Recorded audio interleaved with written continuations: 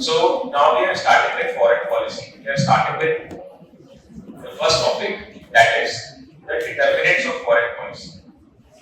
What do you mean by determinants? See, please concentrate a little on this. This is the foundation of international relations.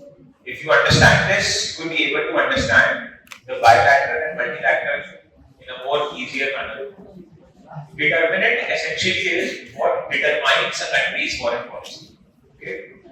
Let's say India has a foreign policy, but what are the determining factors of India's foreign policy? Are they determinants? So any country's foreign policy does not act in a vacuum. A country is situated in a specific context, in a specific space, in a specific time.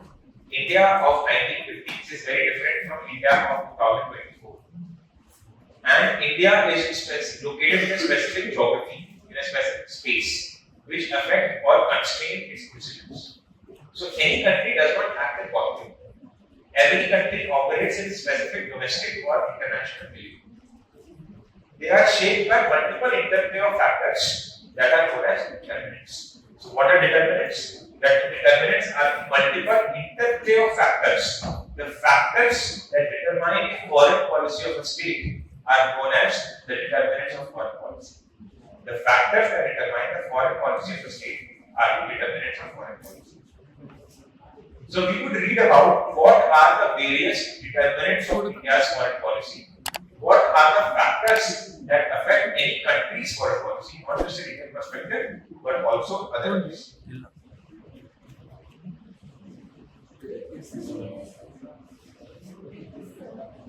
No need to write that.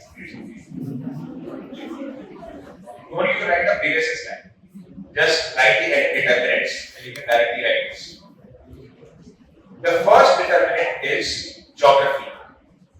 As we discussed in the first class, geography is one of the most important factors that affect the options of the state. Okay? Geography defines who your neighbors are. Former Prime Minister Atal Bihari Vajpayee famously remarked that one can change their friends, but one cannot change their neighbors. Why? Because neighbors are preordained in geography. So geography is extremely important. Napoleon Bonaparte very famously remarked that any country's foreign policy is determined by its geography.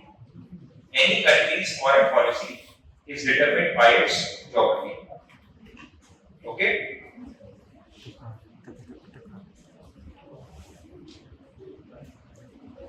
So whenever there is a question, you can write it as in the introduction. Any country's foreign policy is determined by its geography. Now, geography as a determinant in international relations has three prime theories. Now please understand these theories very carefully, then we will move ahead. The first theory is Mackinder. Have you ever heard about this man? Mackinder. The second theory is Mahan. A.T. Mahan. A.T. Mahan. And the third theory is by Spikeman. Spikeman. If you are not able to read it, this is Mackinder. Mackinder. This is A capital, E capital, M-A-H-A-N. Mahan. S-P-Y-K-E-M-A-N. Spikeman. Spikeman. What did they say? They talked about the role of geography in acquiring power. Role of geography in acquiring power. Very simple theory. Mackinder said that the power which controls land will be superpower. Any power that has control over land, over the continents, would become the superpower. Mahan said any power that controls the oceans would be the superpower. Any power that would have control over the seas or the oceans would be the superpower. Spikeman said that any power, in order to become a superpower, has to become amphibian. Any power, in order to become a superpower, has to become amphibian. What is amphibian? Amphibian is something which is both on land and water. Therefore, they have to have control over both land plus sea. And he called this region as Greenland. As Greenland. Okay? So, McIntyre said that any power that has control over the land would become a superpower. He specifically talked this in the context of Eurasia. What is Eurasia? Eurasia is Europe plus Asia. He said that any power that has control over Europe plus Asia would become a superpower.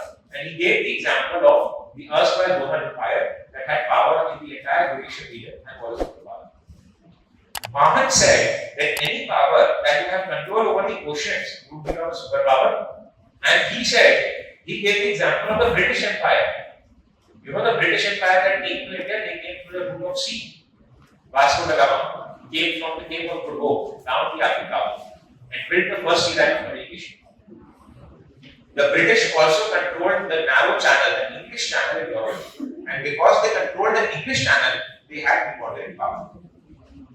So McIntyre land Eurasia, 80 Mahan oceans, mainly in context of British Empire. Spikeman, on the contrary, said that they have to, in modern times, a country has to have power both over land and sea in order to become superpower. And he gave the example of Rimland. What is Rimland? Rimland is Europe plus Mediterranean. Europe plus Mediterranean.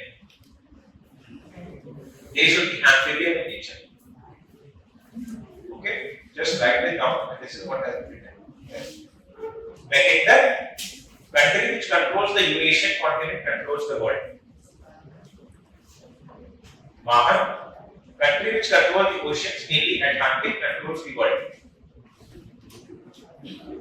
Spikeman, country that has control over both land and sea, Rimland, controls the world, amphibian states. Okay? These are the three theories with respect to geography and international relations. McIntyre, Mahan, and Spikeman. In fact, Spikeman said that China will become a great power because China has control over both land and the sea. US. Now understand geography in the context of US. This I said in the first class. US is US. This was said by Samuel Huntington. US is a superpower, not for what it is, but where it is. Not for what US is, but where US is located. Because if you see US's location in the world map, this is the world map. US is somewhere located there. Okay? Very secure. There is Canada, peaceful country, Mexico, peaceful country, Atlantic, Pacific Ocean, Atlantic Ocean. There is no challenge in its neighborhood. Unlike India or China or Russia, which has multiple challenges in it. So US is a global superpower for what it is, not for what it is, but where it is. Also, US is very good climate for industries to thrive. So a very strategic location US has in order to become a democracy. Pakistan. Now Pakistan was given, in the previous lecture I said that Pakistan was a pivot state. I said that Pakistan was an ally of United States. Pakistan was an ally of United States in CENTO. In CENTO, also called as the Baghdad Accords. In CENTO. And Pakistan is considered to be so important because it is a pivot state. It has a very supreme geography. Pakistan's greatest advantage geopolitically is its geography. It is not its resources, it is not its caliber, it is only and only its geography that gives Pakistan the leverage. Why? Because it is very close to Russia. So in Cold War, having an ally in Pakistan benefited the United States, having an ally so close to Russia.